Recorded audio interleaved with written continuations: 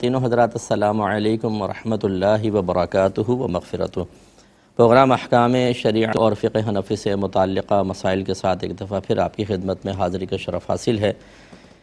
یہ کسی نے کہا کہ کسی نے اپنے اسٹیٹس پہ یوں لگایا ہوا تھا کہ لڑکوں کے بھی مزے ہیں، جہنم میں جائیں تو ایکٹریسز ملیں گی اور جنت میں جائیں تو حوریں، کیا حکم ہوگا؟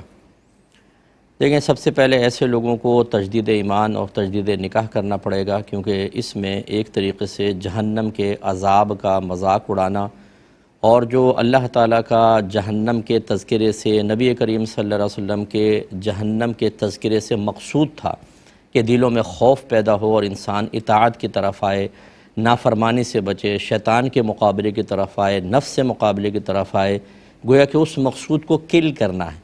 ایک ایسا مذاقیہ ماحول بنا دو، ایک ایسی چیز بنا دو کہ لوگ ہنسیں جہنم کے عذاب کو سن کر، تو جو ایسے ناپاک ارادے کے ساتھ یا نادانستہ طور پہ اس ناپاک ارادے کی تکمیل میں کوششیں کرے گا، اس کے ایمان کا بہت زیادہ خدشہ ہوگا۔ دوسری بات یہ ہے کہ یہ اس کو کیسے کہہ دیا کس نے کہ ایکٹریسز ساری جہنم میں جائیں گی۔ ہو سکتا ہے کوئی اداکاری کرتی ہو عورت، ٹھیک ہے، اس کے بعض امور ناجائز ہو سکتے ہیں، لیکن ہو سکتا ہے اللہ تعالیٰ اس کی بخشش و مغفرت فرما دے، تو تم نے یہ ذہن کہاں سے بنا لیا؟ تیسری چیز یہ ہے کہ اگر کوئی شخص جہنم میں جاتا ہے تو تمہیں کس نے کہا کہ وہاں تمہیں ایکٹریسز ملیں گی مزے حاصل کرنے کے لیے؟ وہ عذاب کا مقام ہے یا وہاں پر تم گھومو گے گلیوں کے اندر کون سی ایکٹریس کہاں پر ہے اور تم جا کے اس سے ڈیٹ لے لو گے اور انجوائمنٹ کرو گے؟ یہ سب کیا ہے؟ جہالت ہے، اور بڑی معذرت کے ساتھ اس کے بڑے قصوروار ہمارے گھر کے بڑے ہوتے ہیں، اپنے بچوں کو دین نہیں سکھاتے۔ ہمارے گھر میں نہ جنت کی بات ہوگی، نہ دوزخ کی، نہ موت کی، نہ عذابات قبر کی، نہ میدان محشر کے حساب و کتاب کی، نہ اللہ کے غضب کی اور فکر کی کوئی بات ہوتی ہے ہماری؟ پورا سال پچھلا دیکھ لیں، گھر میں ہمارے گفتگو کے موضوعات کیا تھے؟ ہمارے گھروں میں دینی پروگرام نہیں چلتے کہ چلو بچے بیٹھ کر دیکھ لیں۔ جب ہم بچوں کو دین سے اتنا اجنبی اپنے گھر میں بناتے ہیں تو یہی اجنبیت پھر اسکول، کالج، یونیورسٹی میں قائم رہتی ہے۔ اسی اجنبیت کے شکار لوگوں سے وہ دوستی کرنا پسند کرتے ہیں اور محلے میں ان کے ساتھ بیٹھتے ہیں، پھر یہ اس قسم کی خرافات ہوتی ہیں۔ اور خربوزے کو دیکھ کے خربوزہ رنگ پکڑتا ہے، ایک یہ کرے گا، دوسرا بھی کرے گا، تیسرا بھی کرے گا، چوتھا بھی کرے گا، اور جو ہو رہا ہے آج کل سوشل میڈیا پہ وہ سب جانتے ہیں۔ تو اس لیے خدارا اگر کوئی ایسا بچہ ہمیں سن رہا ہے، ایسی کوئی چیز آپ ہرگز نہ ڈالیں جس میں اللہ تعالیٰ کا مذاق اڑا رہے ہوں، میدان محشر کا، منکر نکیر کا، ملک الموت علیہ السلام کا، جنت کے اوپر جوک بنا لیا، جہنم کے عذابات پر بنا لیا، ہرگز نہ کریں۔ آپ کا ایمان ختم ہو جائے گا، کیونکہ یہ ہمارے بنیادی اعتقادات سے تعلق رکھنے والی چیزیں ہیں۔ ان کے تذکروں میں اللہ تعالیٰ اس کے رسول کی بے شمار حکمتیں پوشیدہ ہیں۔ آپ میری یوٹیوب پہ چلے جائیں، کیو ٹی وی پہ ریکارڈ کروائی تھی میں نے تدبر قرآن، میری تفسیر موجود ہے، اس کو ایپیسوڈ 1 سے سننا شروع کریں۔ جہاں عذابات کی آیت آئیں گی ان کو غور سے سنیے گا۔ بہت میں نے آسان طریقے سے سمجھانے کی کوشش کی ہے، لیکن خدارا ایسا نہ کیجیے۔ ایک سسٹر نے کویسچن کیا کہ کیا عورت مرد ڈاکٹر کو سلام کر سکتی ہے یا نہیں؟ تو جی بہن، بالکل کر سکتی ہیں۔ ویسے تو فقہا نے لکھا کہ اجنبی مرد اجنبی عورت کو، اجنبی عورت اجنبی مرد کو سلام نہ کرے، لیکن یہ عام طور پہ جیسے آپ روڈ پہ چلتے ہوئے کسی اجنبی کو سلام کرتے ہوئے نکل جائیں تو خواہ فتنہ پیدا کرے گا۔ لیکن جیسے آپ کسی سبزی والے کی دکان پہ گئیں، قصائی کے پاس ہیں یا ڈاکٹر کے پاس ہیں یا وکیل سے بات ہوتی ہے، کسی جج سے گفتگو ہو رہی ہے، کسی عالم دین سے بات ہو رہی ہے، تو اب ہمارے ہاں ایک ماحول یہ بن چکا ہے، ہمارا عرف یہ بن چکا ہے، ایک ادب بن چکا ہے کہ سلام کیا جائے۔ اگر کوئی عورت سلام نہیں کرتی ڈاکٹر کو، وکیل کو، یہ تو پھر وہ ایک عجیب سی فیلنگز ہوتی ہے۔ چلیں سبزی والے کو سلام نہ کریں، قصائی کو نہ کریں، وہ کوئی فیل نہیں کرے گا، لیکن بعض جیسے اب یہ ڈاکٹر ہے، ایک عورت بیٹھتی ہے، نہ بھی سلام کرے شاید چل جائے، لیکن وہ بیڈ فیل کرے گا۔ اس لیے اگر سلام کر لیں تو اس میں شرعاً کوئی حرج نہیں ہے۔ جب وہ ڈاکٹر سے بات کر رہی ہے، جب وہ ڈاکٹر کو ہاتھ پکڑا رہی ہے، وہ نبض چیک کر رہا ہے، وہ اسٹیتھوسکوپ سے کھانسی وغیرہ کمر پہ رکھ کے چیک کر رہا ہے، وہ سب ہو جائے، لیکن سلام کرنا منع ہو کیونکہ جی فقہا نے منع کیا ہے، تو یہ بعض صورتوں میں ایسا ہوتا ہے، ورنہ کرنے میں حرج نہیں ہے۔ اب جیسے بہت سی بچیاں یونیورسٹی میں پڑھ رہی ہیں اور میل ٹیچر ان کو پڑھا رہے ہیں، پروفیسرز ہوتے ہیں، تو کیا وہ ادب ان کو سلام نہ کریں؟ یہ سوچ کے جی یہ نامحرم ہے ہم سلام نہیں کریں گے، تو یہ شرعی احکام اپنی جگہ سراخوں پر ہیں، لیکن کہاں شرعی حکم کہاں پر نافذ ہوگا، کہاں پر اس کے بارے میں کوئی سخت حکم ہوگا، کہاں نرمی ہوگی. خدا را یہ ہر ایک مفتی نہ بنے, آپ معلوم کر لیں, بہت بہتر ہے. جیسے یہ بہن نے معلوم کیا, اب جیسے ہمیں سسٹرس کال کرتی ہیں تو السلام علیکم کہہ دیتی ہیں, یا ہمیں کہنا ہوتا ہے. اب اگر میں یہ سوچ کر کہ یہ عورت کی آواز ہے میں نہ سلام کروں, آپ ہی میں سے سینکڑوں ایسے ہوں گے جو کہیں گے کہ جی مفتی صاحب کو تو یہ سنت بھی نہیں پتہ کہ اگر کوئی کال کرے یا بات کرے تو پہلے سلام کیا جاتا ہے. تو یہ بدگمانیوں کے رفع بدگمانی کے لیے بھی بعض اوقات ہمیں کچھ امور کی طرف توجہ کرنی پڑتی ہے. اس لیے مجھے امید ہے کہ آپ بات سمجھ گئے ہوں گے. ایک یہ کسی نے پوچھا کہ ایک ڈاکٹر کا نام ہے سنتوش کمار, تو کسی نے کہا کہ یہ ہندو ہے, اور کسی نے کہا بھی تمہیں کیا معلوم کہ یہ ہندو ہے, تم ایسی بدگمانی کر رہے ہو, کیا حکم شرع ہوگا. اس سے پہلے کہ میں اس کا جواب دوں, لیکن شاید کال جلدی آ گئی آج ہمارے پاس. ایک کالر ہیں, کال لیتے ہیں. السلام علیکم. وعلیکم السلام. جی میرا سوال ہے, میں سائیکیٹرک میڈیکیشن لیتا ہوں جی جس کی وجہ سے میرا دماغ سن رہتا ہے, اور میں جب سوچنے کی کوشش کروں تو میں سوچ نہیں سکتا ہوں. تو کیا مذہب اسلام نے مجھ جیسوں کے لیے اللہ کے وجود پر عقلی دلائل دیے ہیں؟ جی, اور میں عرض کرتا ہوں انشاءاللہ.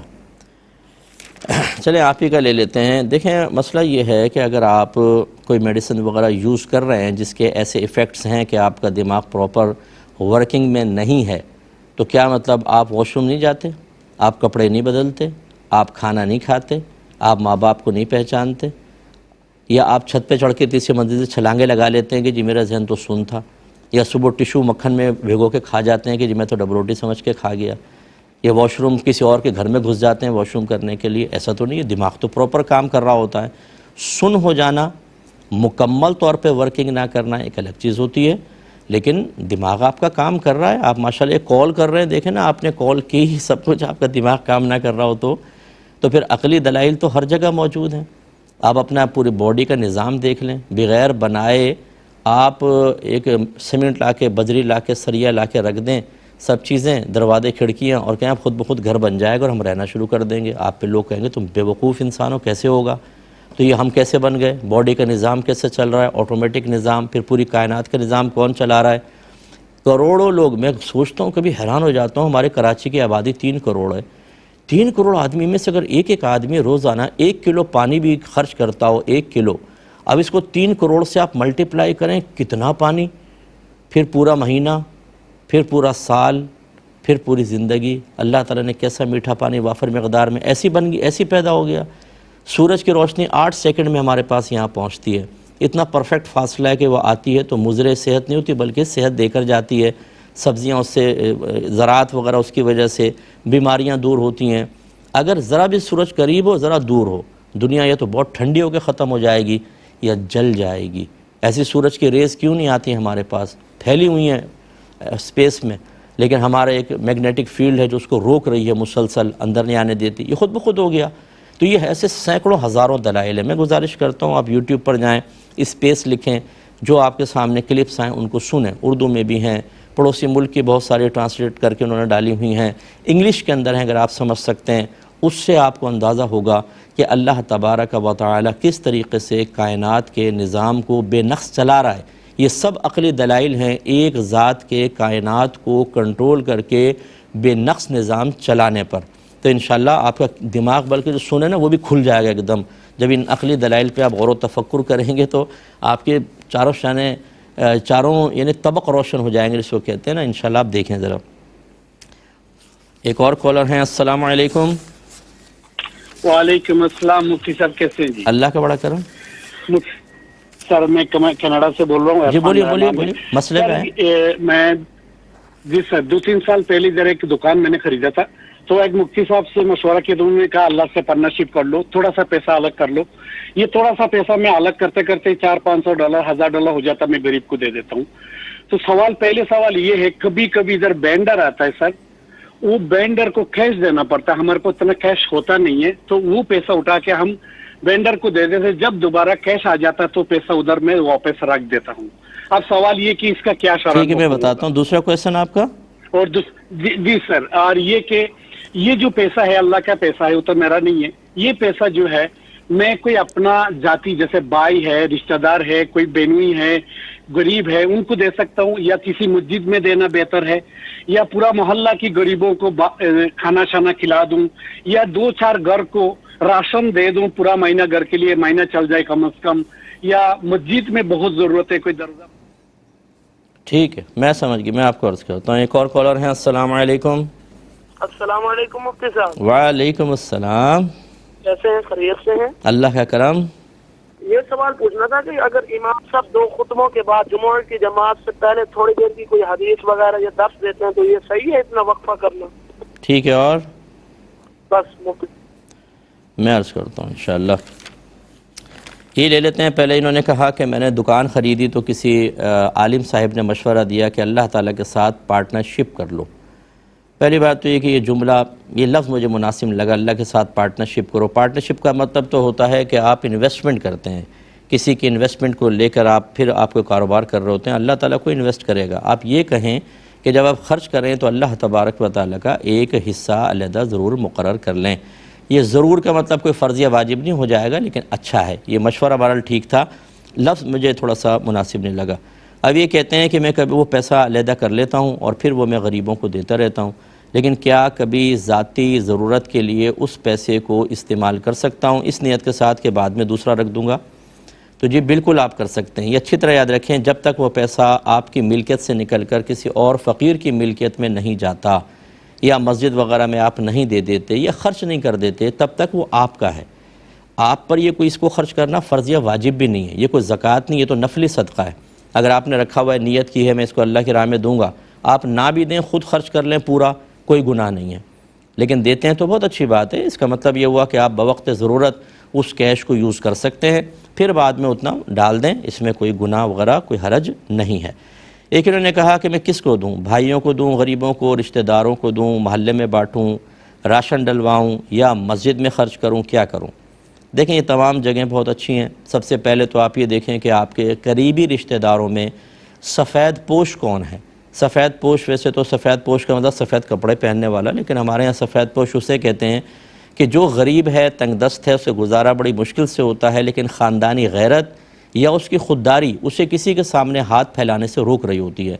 ऐसा आदमी मशक्क़तें, तकलीफ़ें और ज़हनी दबाव और सदमात बर्दाश्त करता रहता है, लेकिन किसी से मांगता नहीं है।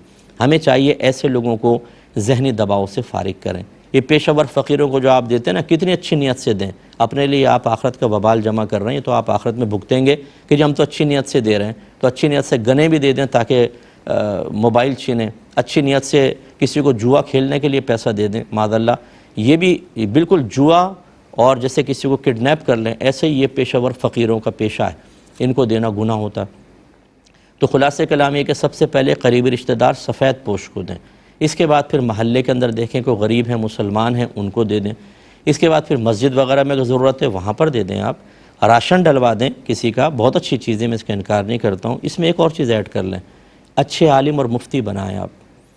एक अच्छा स्कॉलर, एक अच्छा आलिम, एक अच्छी इस्लाह करने वाला लाखों लोगों को क्राइम से रोकता है। आपको पता है, ये हम जैसे लोग जो है ना, ये हम अपने एजेंसीज़ और अपने जो इदारे हैं हमारे, हम इनका काम बहुत ज़्यादा आसान करते हैं। कितने नौजवान ऐसे हैं जो हमारी स्पीचेस सुनकर गुनाह छोड़ देते हैं, क्राइम छोड़ देते हैं, साइबर क्राइम छोड़ दिए बच्चों ने, नेक बन गए, परहेज़गार बन गए। लेकिन हमारी ये वर्किंग खैर नज़र नहीं आती है, क्योंकि ये तो भाई सिर्फ तकरीरें कर रहे हैं। तकरीरें करके हमने कितने नौजवानों को नमाजी बना दिया, उन्हें गुनाहों से बचा लिया, कितनी लड़कियों की इज़्ज़तें बचा ली हमने, जो ब्लैक मेलिंग के लिए तैयार थे, लेकिन किसी तरह हमें पता चला तो उनको समझाया कि ब्लैक मेलिंग मत करो, तुम्हारी भी बहन है, तुम्हारी भी बेटी है, तुम्हारी भी माँ है।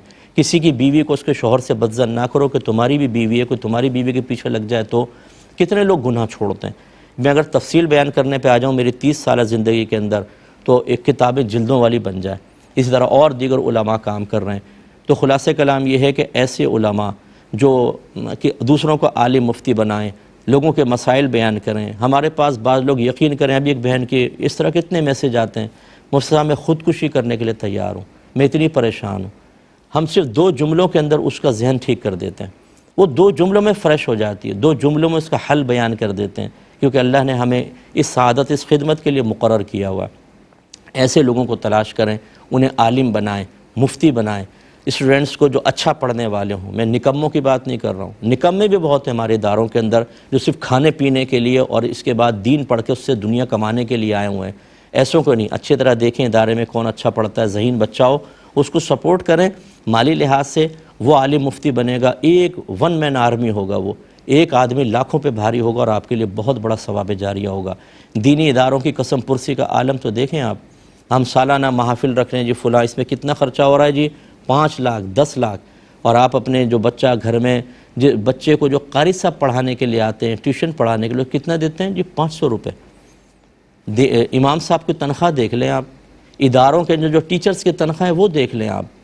ان کو سپورٹ کریں. یاد رکھیں علماء سے, مفتیان کرام سے دین کی بقا ہے.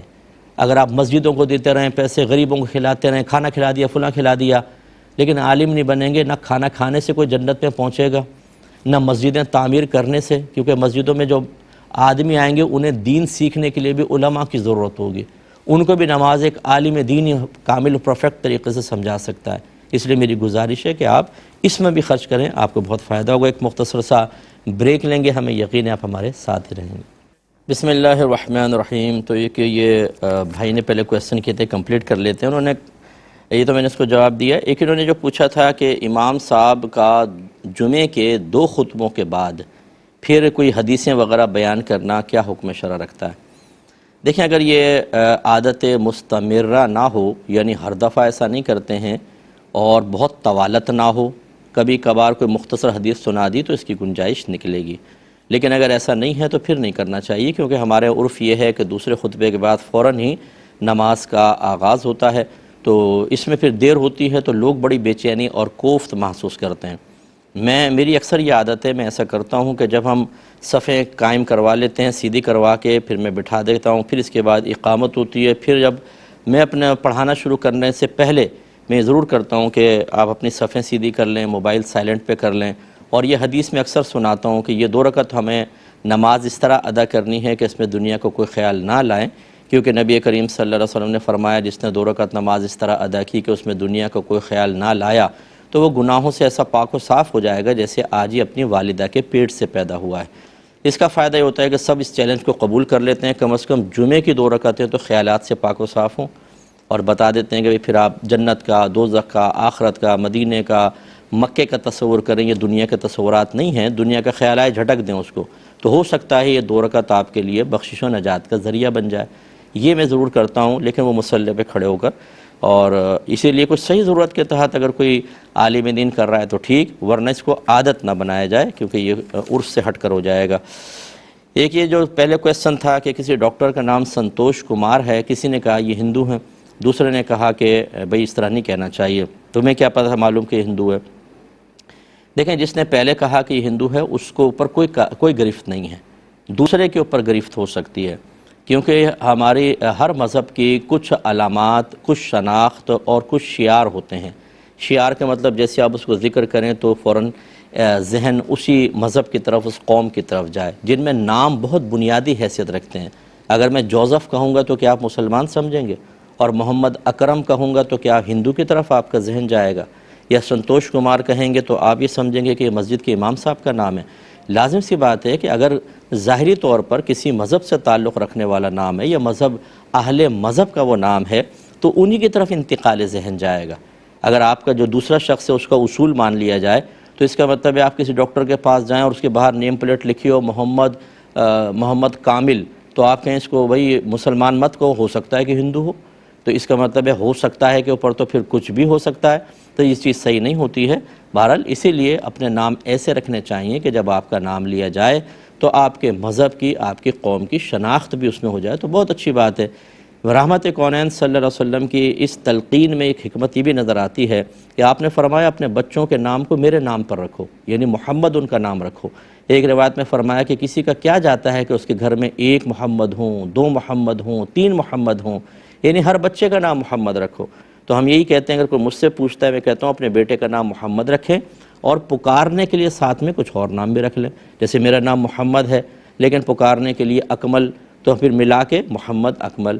اس لیے اپنے جو آپ مجھے سن رہے ہیں اپنے بچوں کے نام کے ساتھ محمد ضرور رکھیں, بروز قیامت اس کا آپ کو بہت فائدہ ہوگا. اچھا ڈاکومنٹس میں چینج کرنے کی حاجت نہیں ہے، یہ تو ابھی شروع ہے نا ڈاکومنٹس، نبی کریم کے دور میں کون سے ڈاکومنٹس تھے؟